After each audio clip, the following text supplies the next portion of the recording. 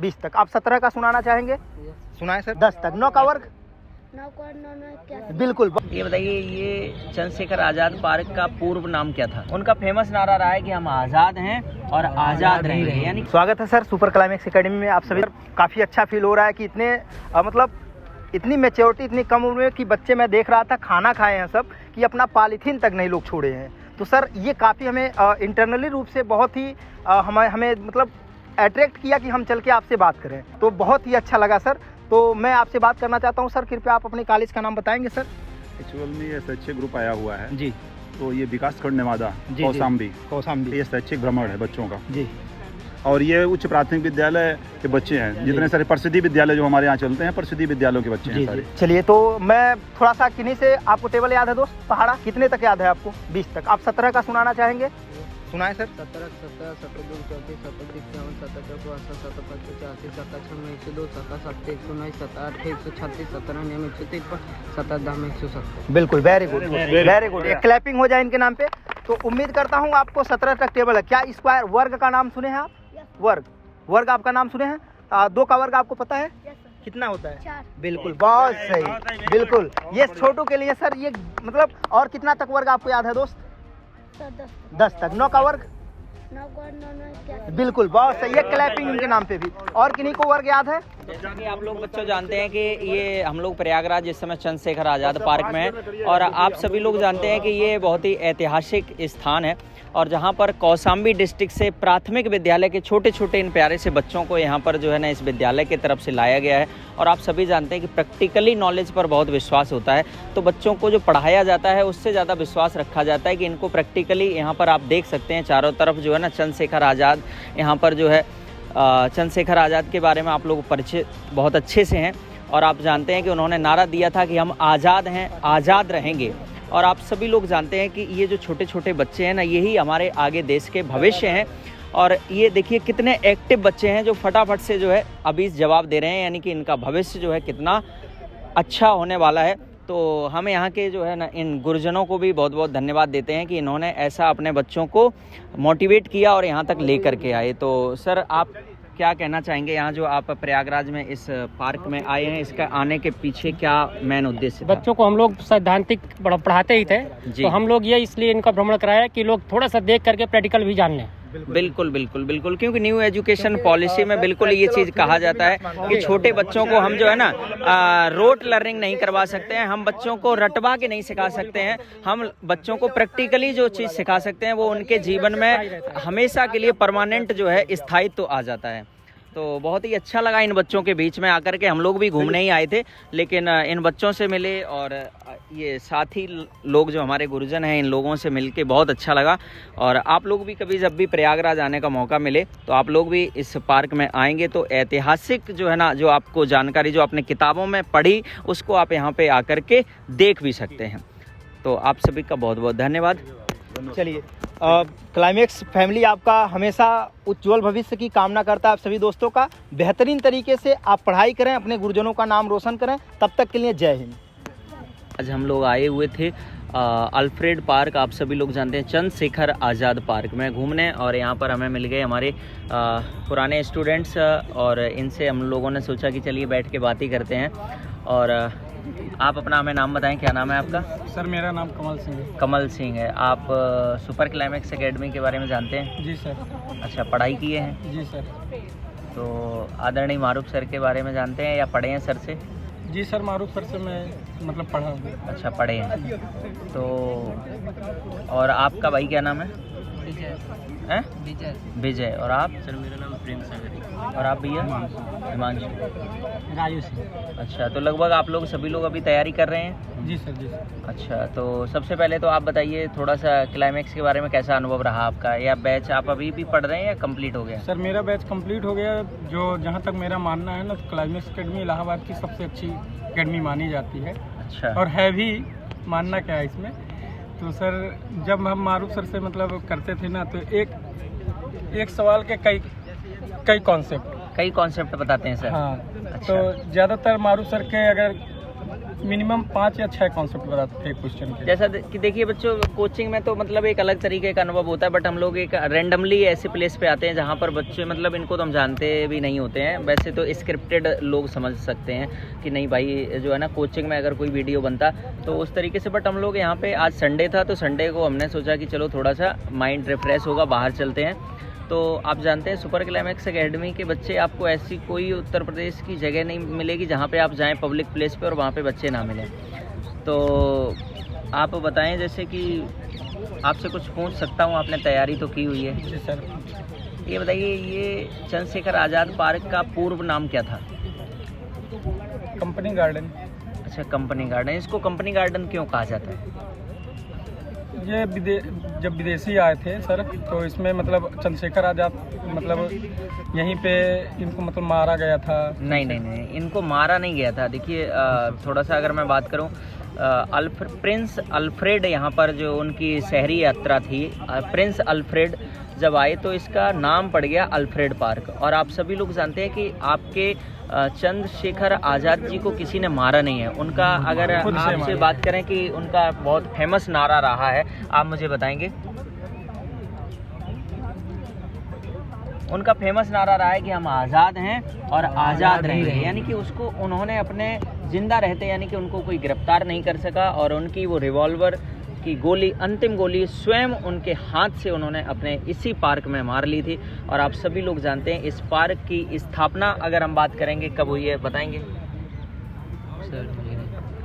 तो 1870 में इस पार्क की स्थापना होती है। और आप सभी लोग जानते हैं कि भाई, आप सभी लोग जानते हैं कि 1931 वो डेट थी जिसमें भारतीय हर एक उस नागरिक को स्वतंत्रता दिलाने के लिए आपके चंद्रशेखर आज़ाद जी ने इसी पार्क में अपनी जो है ना जान की आहुति दे दी, और आप सभी को स्वतंत्र करवा करके हमेशा हमेशा के लिए, आप सभी लोग जानते हैं हमारे वीर शहीदों का हमारी स्वतंत्रता में कितना बड़ा योगदान रहा है। और अगर हम जनरली और भी अगर बात करेंगे, आप सभी लोग जानते हैं कि आप किसी भी एग्ज़ाम की अगर बात करेंगे तो वहाँ पे जीके जीएस का बहुत बड़ा रोल रहता है। तो ये हमारा ऐतिहासिक स्थान है, ऐतिहासिक प्लेस है, और आप जब भी किसी हिस्टोरिकल प्लेस पर जाते हैं तो वहाँ के बारे में आप केवल फ़ोटो सेल्फी के बजाय आप वहाँ के थोड़ी सी जानकारी भी करेंगे ना, तो आपके व्यक्तिगत जीवन में भी आपको जानकारी मिलेगी, और आने वाले समय में अगर कोई परीक्षा देते हैं आप तो उसमें भी आपको मदद मिलती है। तो जब भी मेरा सजेशन यही है हर एक भाई बहन से कि आप कभी भी किसी भी ऐसे हिस्टोरिकल प्लेस पर जाएं तो उसके बारे में थोड़ी बहुत जानकारी लेकर के आएँ और ये समझें कि वो आखिरकार महत्वपूर्ण क्यों है। और हमारे बीच आ चुके हैं हमारे भाई अभिषेक सर, और आप सभी लोग जानते हैं ये रीजनिंग के बहुत ही होनहार और बहुत ही एक्सीलेंट ब्रिलियंट टीचर हैं। और सबसे ज़्यादा बात है कि इनके अंदर जोश, एक्टिवली ये बहुत काम करते हैं, और यानी कि रीजनिंग को ये यूं ही उंगलियों पर ऐसे जो है सेकेंडों में क्वेश्चंस करवाते हैं, आप सभी लोग जानते हैं। तो अगर अभी बच्चों से मैं और बात करूं तो थोड़ा सा अगर इसके अलावा बात करें, उत्तर प्रदेश में हम लोग हैं इस समय प्रयागराज में, तो उत्तर प्रदेश का अगर बात करें शास्त्रीय नृत्य कौन सा है? कोई सब लोग बताओ एक साथ, अगर आप किसी को भी पता है उत्तर प्रदेश का शास्त्रीय क्लासिकल डांस। नहीं, कथकली नहीं है, वो तो केरल का कथक है। क्या है? कथक है, ठीक है ना। कथकली केरल का नहीं, आंध्र प्रदेश का। नहीं, आंध्र प्रदेश का कुचिपुड़ी है भैया। रीजनिंग वाले सर गड़बड़ मत करो यार, मिस्टेक है ना। जो है ना कुचिपुड़ी है आंध्र प्रदेश का, ठीक है ना। और कथकली कहाँ का है? केरल का है। देखो बच्चा भाई जानता है ना, इसका मतलब पढ़ाई तो की हुई है।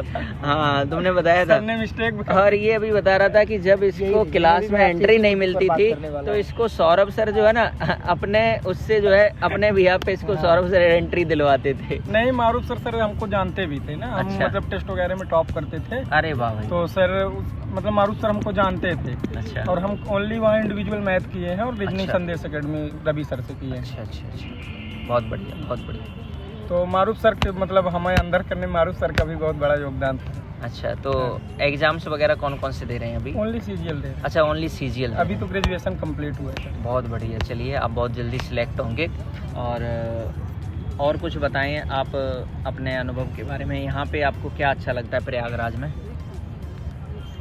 सर वैसे क्योंकि देखा वैसे जाए आप तो जानते हैं प्रयागराज जो है ना वो ईश्वर की नगरी है और शिक्षा का ये अगर बात करेंगे तो केंद्र बिंदु माना जाता है। और उत्तर प्रदेश में अगर बात करेंगे सबसे ज़्यादा अगर विद्यार्थी कहीं रहता है तो वो प्रयागराज में रहता है। और प्रयागराज में खाने में क्या सबसे ज़्यादा अच्छा लगता है आपको? वही सर दाल भात चोखा। अरे भाई यहाँ का भाई जो है ना, मैं आप सभी लोग जानते हैं समय बचाने के लिए लोग ये चीजें। अब सही सर, मैं तो आपको बताऊं दाल चावल तो मैंने वैसे खाया है, आगरा में भी दिल्ली में भी बहुत खाया है, लेकिन मैंने चोखा अपने जीवन में सबसे पहले प्रयागराज में आके सीखा है खाना। तो अब जो है ना मैं चाहूँगा कि अभिषेक सर थोड़ा बहुत जो है ना बच्चों से बात करेंगे। और ज़रूरी नहीं है कि हम चंद्रशेखर आज़ाद पार्क में आए हैं, तो ये देखो छोटा बच्चा भी घूम रहा है यहाँ पे, और इससे भी मुझे लग रहा है कि पूछ लेना चाहिए था क्वेश्चन, लेकिन वो चला गया है।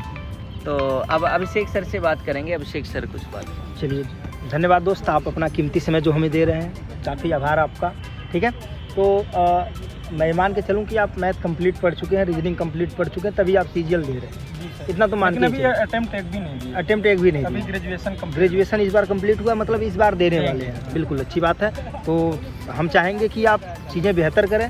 थोड़ा सा मैं बेसिक जानकारियाँ जैसे रीजनिंग के जो आपके सिलेबस के हैं उसमें से कुछ आपसे पूछना चाहूँ, अगर अनुमति हो तो पूछ लें।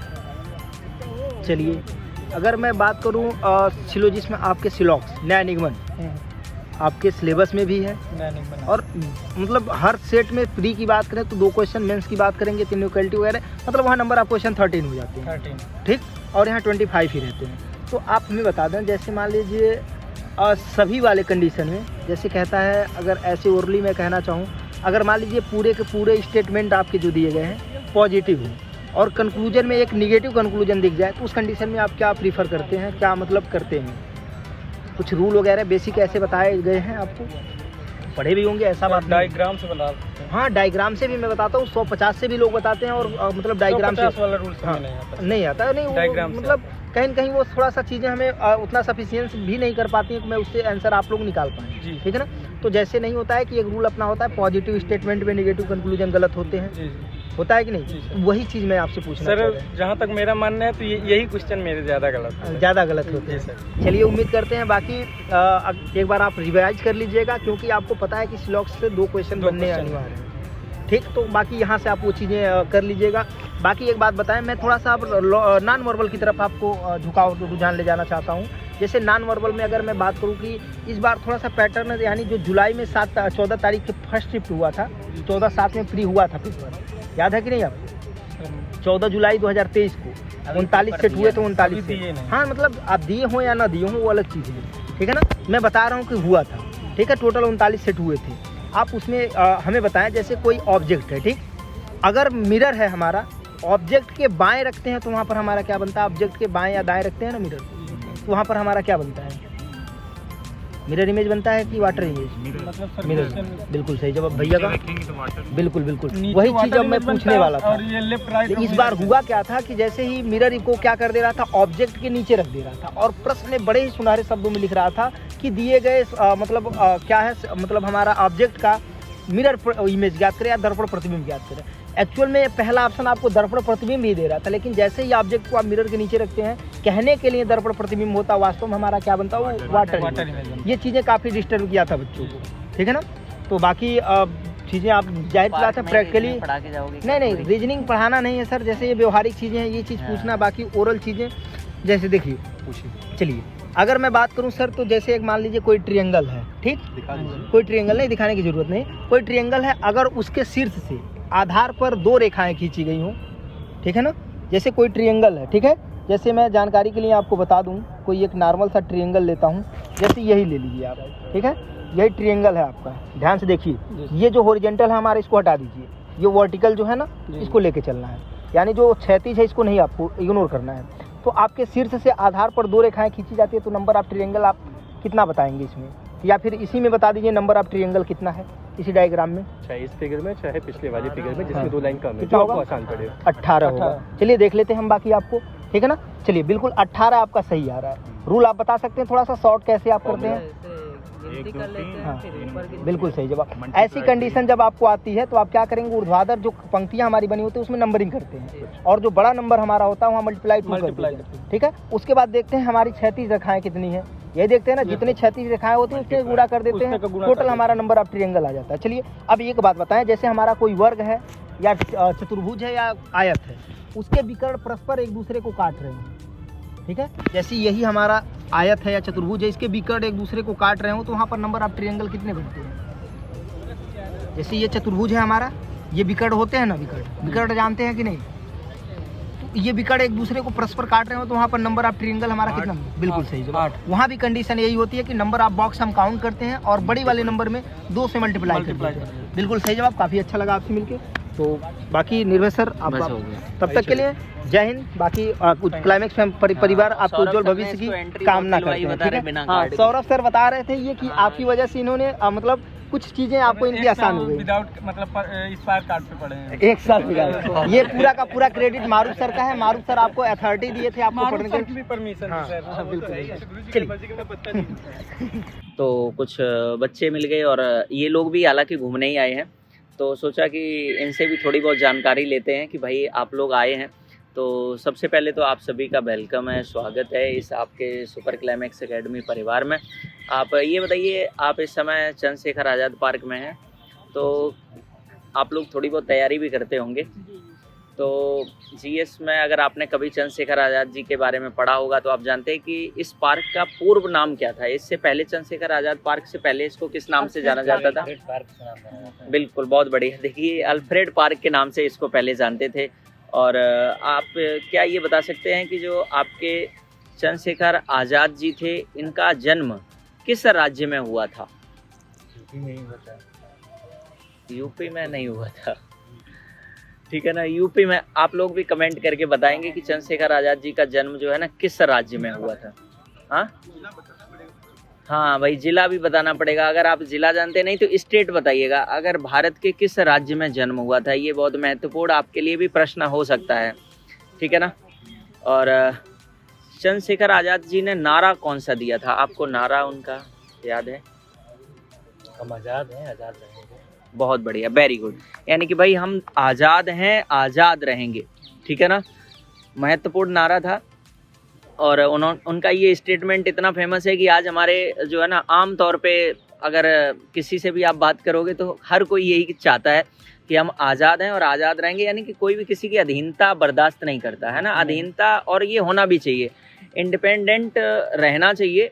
और आप सभी लोग जानते हैं कि हम स्वतंत्र वहीं तक होते हैं जहाँ तक हमारी सीमा रेखा पार ना हो जाए, है ना। तो हमें अपनी बाउंड्री लाइन का भी याद रखना होता है कि हम स्वतंत्र उतने ही हैं जहाँ पे दूसरे का सम्मान जो है या दूसरे की कोई भी मतलब जो है ना, हम अपनी बाउंड्री अगर पार कर जाएंगे तो फिर हमारे लिए वो चीज़ समस्या भी बन जाएगी, ठीक है।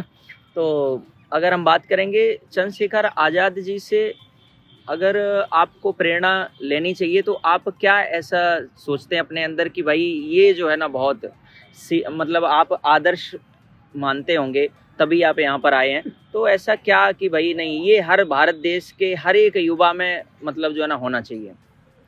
आज़ाद जी जो थे वो एक तो पहले गर्म दल के नेता थे और उनका सबसे पहले देश प्रेम और बहुत क्रांतिकारी थे। बहुत बढ़िया। और उनका ये कहना हाँ था बिल्कुल, मतलब सबसे पहले तो भाई देखो, भारतीय हैं और भारत के साथ साथ यानी कि देशभक्ति, हर एक युवा के अंदर जो है ना देशभक्ति है। जरूरी नहीं देशभक्ति यही है कि आप जो है ना बॉर्डर पे जा करके आप जो है देश की कोई रक्षा नहीं कर पा रहा है तो वो देशभक्त नहीं है, सच्चा ये नहीं है। आप अगर अपनी स्टडी ईमानदारी से कर रहे हैं, आप अपनी पढ़ाई ईमानदारी से कर रहे हैं ना, तो इसका मतलब वो आपकी देशभक्ति है, ठीक है ना। अगर कोई किसान आदमी अपनी खेती पूरी ईमानदारी से कर रहा है ना, तो वो उसकी देशभक्ति है। अगर आप एक शिक्षक हैं और शिक्षक अगर पूरी अपनी ईमानदारी से अगर अपने बच्चों को शिक्षा दे रहा है ना, वो उसकी देशभक्ति है, ठीक है ना। अगर डॉक्टर एक अपने पेशेंट का, मरीज का ईमानदारी से पूरा 100% इलाज कर दे रहा है ना, वो उसकी देशभक्ति है, ठीक है ना। तो ये जो है ना, आप जो भी काम कर रहे हैं उसको पूरा ईमानदारी से और पूरे दिल से आप करिएगा तो आपके लिए वो देशभक्ति है, ठीक है ना। तो हमारे साथ आदरणीय अभिषेक सर भी हैं और मैं चाहूँगा कि अभिषेक सर भी बच्चों से बात करेंगे। वो भाई उधर बैठा है, उससे बात करिए थोड़ा सा, क्योंकि आप भी घूमने आए हैं तो ऐसा सर, जैसा कि अभी आप ही के द्वारा हमें सुनने को मिला है कि आप एसएससी जेई की तैयारी करते हैं, जेई की, तो सर उसमें थोड़ा सा हमें लगता है कि रीजनिंग और मैथ की भी थोड़ा योगदान होता है। मैथ नहीं, सॉरी, रीजनिंग का होता है। जीएस का तो होता ही होता है, क्योंकि एक अलग पेपर होता है आपका उसका, ठीक है। तो आप रीजनिंग में मतलब मैं कुछ पूछूं तो आप बताना चाहेंगे सर? बिल्कुल। जैसे मान के चलिए डाइस आपके सिलेबस में है ना पासा, तो आप एक बात बताएं, अगर किसी पासे की 2 पासा दिया गया है, ठीक, उसका 2 फलक कॉमन हो और तीसरे का विपरीत पूछा जाता है, तो तीसरे का विपरीत आप कैसे ज्ञात करते हैं? दोनों में कॉमन रहता है ना, वो निकल जाए, जो अलग रहता है उससे पूछ लेते हैं।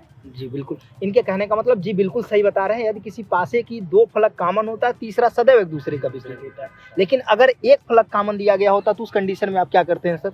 एक फलक कॉमन दिया रहता है, जी। अगर मान लीजिए पासा दिया है, डाइस दिया है, हाँ, और उसमें एक फलक कॉमन दे रहता है, तो उनको एंटी क्लॉकवाइज क्लॉकवाइज घुमाकर ज्ञात कर लेते हैं। जी जी, बिल्कुल सही। अगर एक बात बताएं, किसी पासे को मान लीजिए अगर हम लेते हैं, तो आप कोई पासा है, ठीक, जी। उसमें मान लीजिए अगर 2 5 का विपरीत है, एक बात कह रहा हूँ, सपोज डेट मान के चलना आपको, 2 5 का विपरीत अगर होता है, तो क्या 2 और 5 एक साथ दिखाई दे सकते हैं आपको उस पासे में? 2 5 का विपरीत होता है तो बिल्कुल नहीं दिखाई देता। बिल्कुल, ये भी सही है कि कभी भी अपोजिट फेसेस एक साथ नहीं आ सकते हैं, बिल्कुल। ये भी सत्य है, ठीक है ना। तो चलिए, अगर आपके मतलब जेई में हमें लगता है क्लॉक भी है आपका, घड़ी है ना, तो आप हमें बताना चाहेंगे 1 मिनट वाली सुई 1 मिनट में कितने डिग्री का कोण इंगित करता है? 5 नहीं, 5 डिग्री का नहीं, 1.2। नहीं, 6 डिग्री का, आपको पता होगा, ठीक, जी। 6 डिग्री का होता है ना, क्योंकि पूरा डायल जो होता है 360 का होता है। घंटा वाला सुई 1 मिनट में, नहीं, घंटे वाला सुई 1 सेकंड में 1/2 करता है क्या? नहीं, 1 मिनट में 1 मिनट में 1/2। श्योर है? जी श्योर है? जी, देख लीजिए। निकाल लीजिएगा, आप एक बार जाके चेक कीजिएगा। बाकी आप कमेंट सेशन में ये भी बताएंगे कि घंटे वाली सुई 1 मिनट में कितनी डिग्री का कोण इंगित करता है 1.2। और मिनट वाली सुई 1 मिनट में कितने डिग्री का कोण इंगित करता है। डिग्री। बिल्कुल, तो बाकी हम मिलेंगे आपसे